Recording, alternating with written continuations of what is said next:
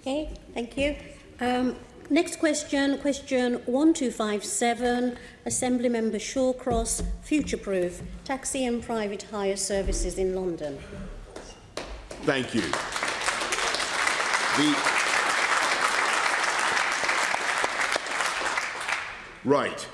This is Uber, and whether they are allowed to operate legally.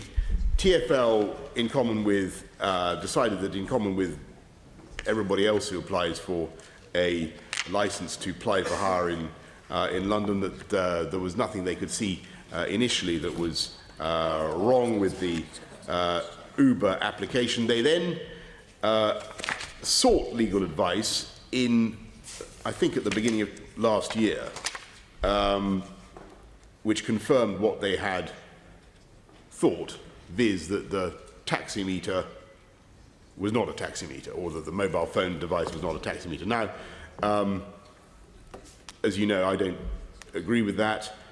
I think that we need to test this in the courts, and it is being tested, and I hope very much that we'll get an adjudication as soon as possible within the next couple of months. But I've got to warn you, I do not think, in all candour to my former friends, I should say, in the taxi trade, and I think I'm, the devil incarnate. I do not think that. And I've got to be honest with you. I don't think that even if we get a judgment saying that Uber is illegal, saying that it's a taximeter is a the device is a taximeter, and therefore the Uber model is breaking the law, I'm afraid that Uber will simply come back and change the model, change the offer, and you will have a situation in which the taximeter is effectively being held in the hands of the passenger, for instance. There's no reason, as far as I can see, why the technology shouldn't allow for that. And at any rate, there will be an endless series of technical innovations. That is my anxiety. So in the meantime, what I want to do, forgive me for the long answer, Val, but what I want to do is to proceed with some measures to try and introduce some sense into what's going on here. And number one, we are requiring English language to be spoken by everybody applying for hire. We want better geographical knowledge. I want to see complaints about what's going on with the private hire people sent directly to us immediately. And as you've seen from the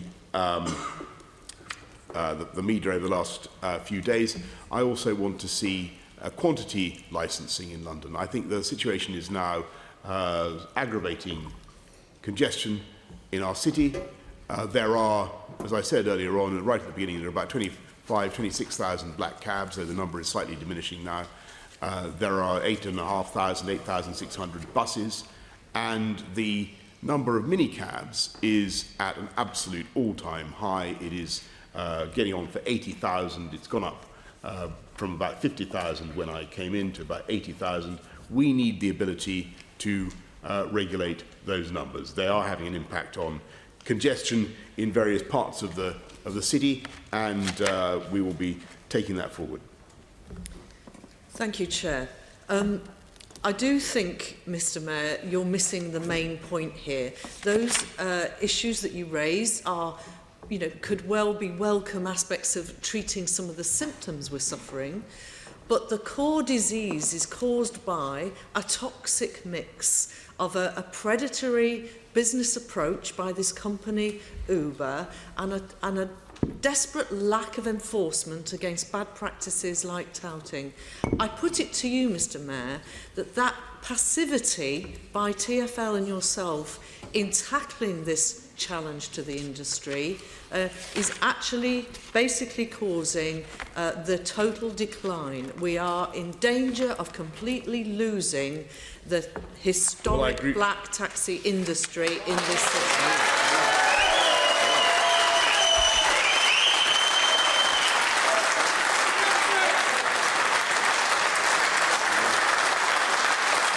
Well, I have to say, they're bypassing the knowledge. Can I just? Sorry. Thank you. The point is, Mr Mayor, that the regulator should have analysed and looked at Uber and what it was doing and how it practised much earlier on. 3 years in and we're still waiting for a High Court judgment. Yes. Can I ask you, Mr Mayor, I see that Uber have requested a meeting with you. Have you met them before? If so, how often have you met them before?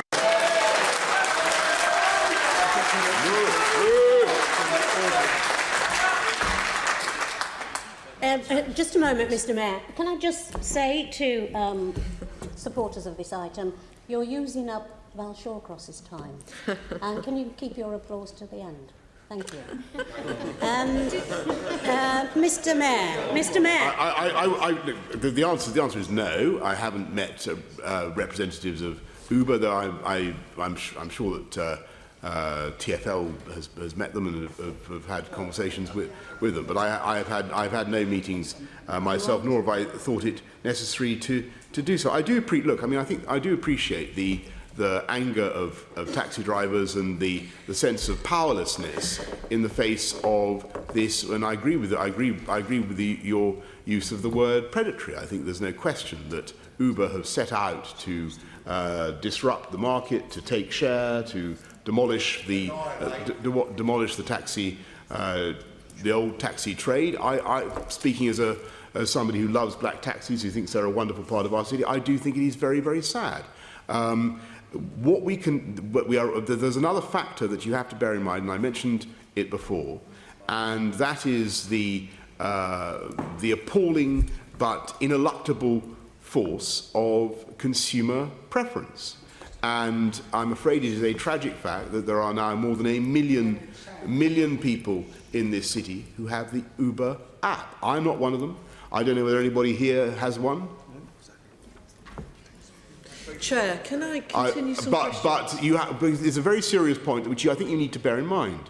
You're dealing with a huge economic force, which is customer choice, and the taxi trade needs to recognise that. And I perfectly understand that we regulate the taxi trade, we make it difficult. Taxi drivers are obliged to buy immensely expensive vehicles, to have particular requirements about the knowledge, about turning circles and all sorts of things. I absolutely accept the unfairness and the anger that people must feel when suddenly a group that doesn't have to comply with all those standards is suddenly taking such a huge chunk of the market.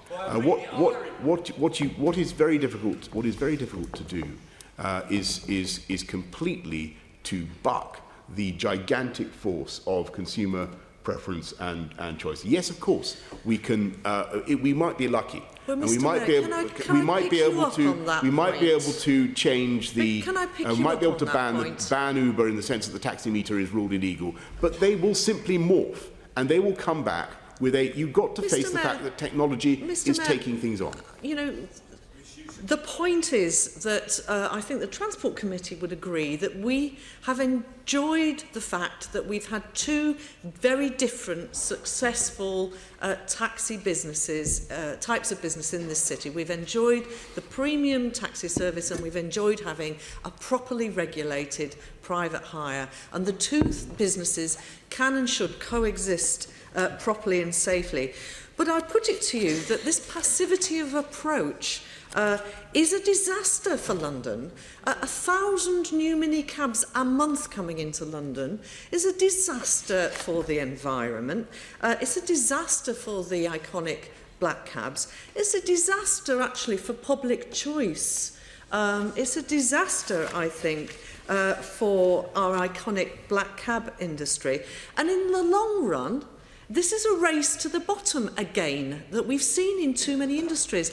This is going to be a disaster for the minicab drivers who are not going to be able to earn a decent living, who are going to be driven to desperate measures, who are going to be struggling to survive. Do we want, Mr Mayor, to ensure the duality of our taxi industry in London, which has been such a success in the city? Do we want to ensure that the taxi industry survives? We're looking at a falling off of the knowledge applicants rapidly now. The black cab businesses are falling off a cliff, Mr. Mayor. Do you want to be a regulator that leaves this city with healthy taxi and minicab businesses, or do you want to see, as part of your legacy, the loss of the 300-year-old black cab industry in London? I do not think that would be the case. I think to be fair to the 300-year-old black cab industry, which was first regulated by Oliver Cromwell or whoever it was, it has not always existed in its current form. And there were doubtless moments in the glorious history of the hackney carriage trade when suddenly there was an invention, the motor car, for instance, and suddenly loads of grooms and ostlers and coach drivers found that they didn't have a job, and that, of course, was incredibly traumatic, incredibly disruptive, but they came back. And they evolved, and they found a new way forward. What you cannot do, not because the regulator was thoughtful and active and took steps to ensure the public interest. What the regulator did not try and do then. What steps you are going to take to ensure the public interest in this issue before you go? What you cannot do, what the regulator at no stage tried to do, was to tell the public that they could not have access to motor cars in order to protect the hackney carriage trade, and that would have been eccentric. What we want to do is to have fairness, and I perfectly accept the anger and the sense of unfairness that black taxi drivers feel because they are very heavily regulated, and Uber currently do not seem to face the same regulations. Now, that's one of the reasons why we're taking forward the measures that I've announced, including a restriction on the quantity of minicabs. Now, if I'm hearing from you that is a policy that the Labour Party supports, I'm delighted to hear it, and I look forward to hearing support in Parliament. I think, Mr Mayor, you would be much better dealing with the cause than the symptoms in your regulatory practice. I think you've got to be. I think a spot of intellectual honesty is always a good thing, Val. And the reality is that you're not just dealing with a predatory American taxi minicab app, though you certainly are. And I said before, I don't like their attitude. I don't like the way they set out to disrupt life in this city. And that's one. But you've also got to face the desire of millions of people in London to travel more cheaply and that is why there are more than 1 million people who currently have the app. You have to face the fact that we are dealing with market forces as well. Chair, I think I've run out of time. And by the way, I've spoken to the gallery. I'm not going to speak to them again. I've got 2 other members. Assembly Member Evans. Chair, I, a couple of weeks ago, had a meeting with black cab drivers from Romford who came to City Hall to tell me about their personal experiences, and I ended up giving them a couple of hours because it was an absolutely shattering story, and it's terrible to see people who are seeing their livelihoods disappear in front of them and feel powerless to be able to do anything about it. Next week I'm going to go out with them to see enforcement taking place in the West End, such as it is, because they have some concerns about the level of enforcement. And obviously, I support the things you're doing, I support the challenges you're making to Uber, but one thing TfL could do now is improve the level of enforcement that's going in. Is that something that you can take a look at and actually push TfL to sort out? Because that's something we can do right now. It would be great if I went out on Friday night next week and I saw TfL inspectors and police actually enforcing we have the done a huge that amount to try and enforce against touts.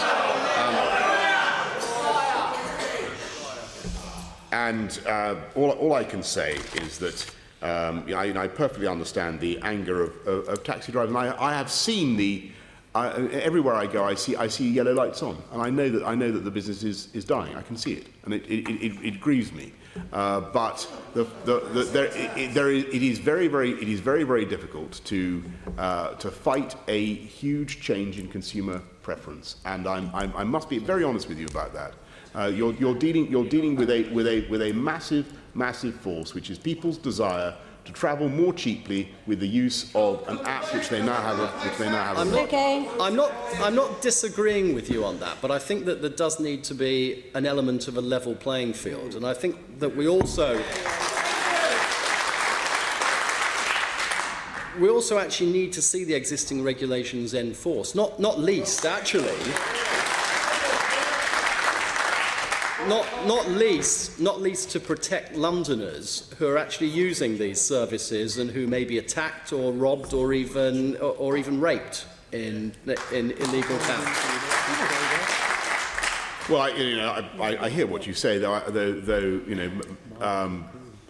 think most fair-minded people would say that is not a risk that's confined to minicabs. I would also stress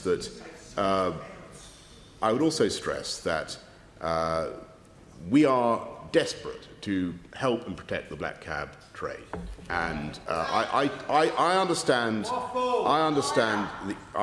the anger of these drivers, but the reality is that as I say, we are facing a very powerful force, which is stronger even than some app backed by Goldman Sachs or whatever, and that is the desire of consumers to use a very convenient app. That is yes, they are. It's called the free market.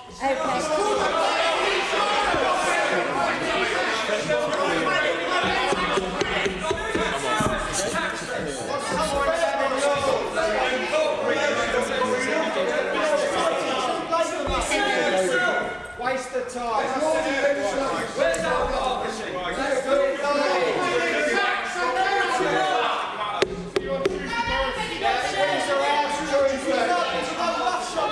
Biggest taxi demo ever. Shape up. Yeah, it's all you like that. See you Tuesday, Boris. Biggest taxi demo ever. Windsor House. Tell Pete to come. Oh, he works there. The rail strike on Tuesday. You might get some fares. Okay.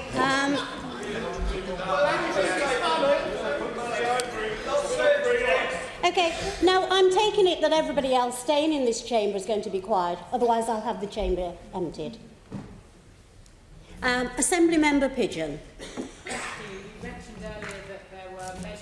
In which many of which may well be welcome, but I recommend the measures in our cross-party future-proof report and hope you will adopt all of our recommendations. But I want to focus on passenger safety, which is absolutely paramount. But I've had it reported to me that there are drivers in London working for this Uber app who are licensed elsewhere. They're licensed in Birmingham and Manchester. They're not licensed by Transport for London. They don't have the rounder, but they're working in our city on that app. And clearly passenger safety must be at risk here if we've got people that we haven't vetted, that may not even be properly insured. What are you doing to deal with this problem? And the many other problems. You've got people, they're virtually ranking all around Heathrow and Gatwick. You have prosecuted them for a driver who worked without insurance whilst carrying passengers. That should have been a signal to revoke their licence. What are you doing to investigate this and suspend or revoke Uber's licence? Because they are not just pushing the boundaries of the legislation, they are breaking it. And I think you need to take some action, we could suspend Uber's licence. We could suspend Uber's licence or revoke Uber's licence today. They'd be back. They'd go to a magistrate. They'd be back on the roads. They'd be back in the roads tomorrow. It would make no difference whatever. You need to show that you mean business as a regulator. You can't keep letting them get away with it. There are all these issues. A driver without insurance is very, very serious indeed. There are many other cases. The one I gave you, people who aren't licensed by TfL working in this city, carrying our people around. You know, it's absolute danger. What are you doing? It's on your watch, Mr. Mayor. What are you doing to look at this licence and suspend or revoke it? We don't currently think that there are sufficient grounds to revoke the licence. I'm sorry to say that. That's the advice that I've been given. Though I would like to do it. That's the advice I've been given, and I'm further assured that if we were to do it, that they would readily seek overturn that revocation in the courts overnight. They must just be laughing at you, quite frankly, Mr. Mayor, because you haven't got the guts to enforce the legislation. Enforce the legislation like you do with every other minicab firm, what you do with every other black taxi driver. Enforce the legislation. If they take you to court, so what? TfL should stand up to them.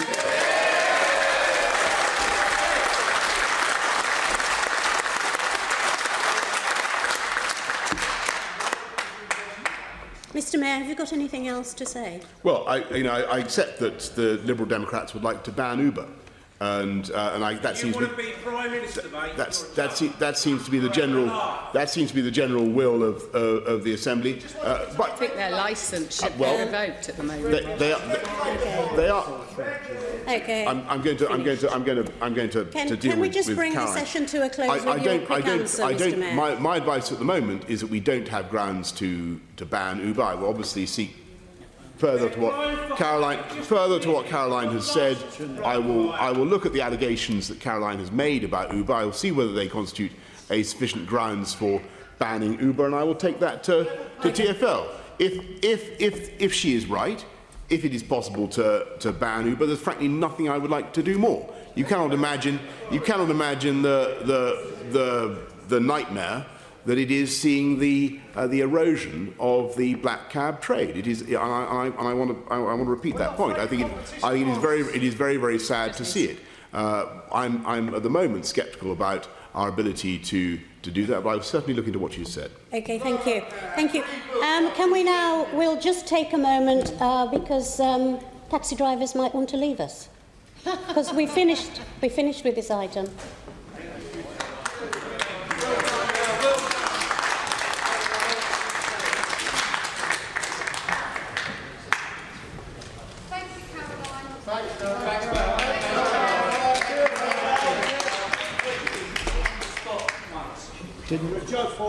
Didn't help them electorally, did it? They were the ones who carried Boris card and gave Question 1, 2, 5, Okay, so where we are now, Okay. Right. The next question